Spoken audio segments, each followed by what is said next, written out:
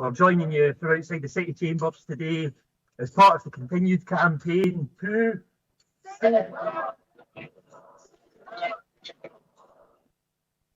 So, United here are glad to see decision on the proposals related to the 4 older care homes suspended pending a public consultation. The papers presented today show some positive steps in ensuring that citizens of Edinburgh have a say in the future provision of care in their cities. However, we note with concern the apparent reluctance around this and the focus on the requirement to consult. As we've raised before, consultation is the way to provide better services informed by the needs and opinions of those that use and deliver them, rather than a hurdle to overcome. As we progress with improving services for our citizens, I would call on the EIJB to take note of this and ensure that any consultation is open, done in earnest and meaningful, and it's understood as something that can shape proposals rather than an onerous checkbox task that does the minimum you can get away with. While we can see there's been excellent work to provide evidence to support the proposals in bed-based care strategy, we also note concerns with lack of evidence to support meaningful assessments of the impacts of those with protected characteristics and of socio-economic disadvantage, and poor evidence regarding the impact on the environment, as can be seen in integrated impact assessments in today's papers. In many cases, the sources simply cite guidance on the topic with no specific data, so it's clear that more work needs to be done here. For example, the population projections are given only for the entire population. This could be enriched with projections for those with protected characteristics and those at socio-economic disadvantage. The Health and Social Care Partnership does have data that would be valuable here. For example, the Joint Strategic Needs Assessment acknowledges the North East locality is that with greatest levels of deprivation and the fastest growing population. These are important factors to consider when half of the care homes mooted for closure are within this locality.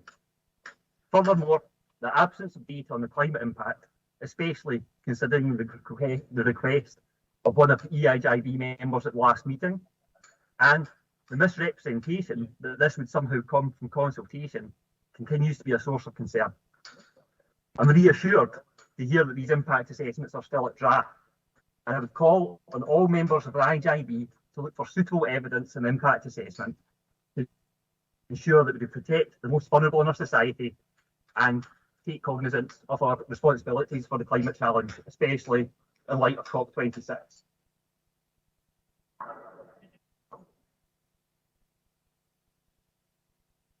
So, okay. My last comment, sorry, I've got a few more questions as well. Okay, crack on, yeah. So just some technical difficulties here. We firmly believe that services can best be delivered through public sector staff that benefit from terms and conditions arrived at through collective bargaining. Acknowledging the point which acknowledges the recruitment issues in the care sector, this noted crisis is a crisis of underpaying and undervaluing workers.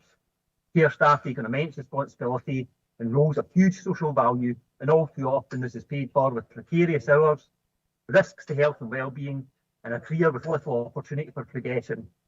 Will not solve the recruitment problems simply through marketing. If anything, the current crisis shows that the public are not so easily duped.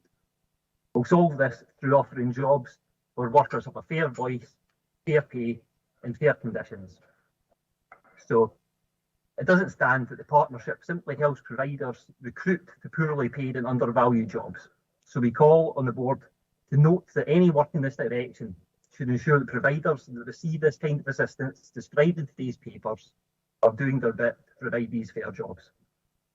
Now, there are a few points in today's proposals we'd like a bit of clarity on. The recent motion to full council on Thursday changes the landscape in which we find ourselves. Unite are delighted to see the council's motion support the expansion of publicly owned and operated residential care provision. We'll watch eagerly to ensure this translates into action and protects against cuts to the publicly owned bed base.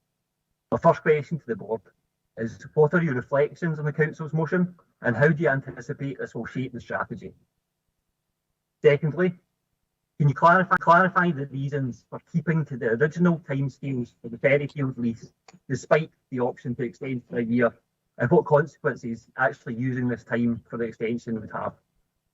Finally, can you please let us know when the bed-based care strategy and closures of care homes was first discussed by the EIJB?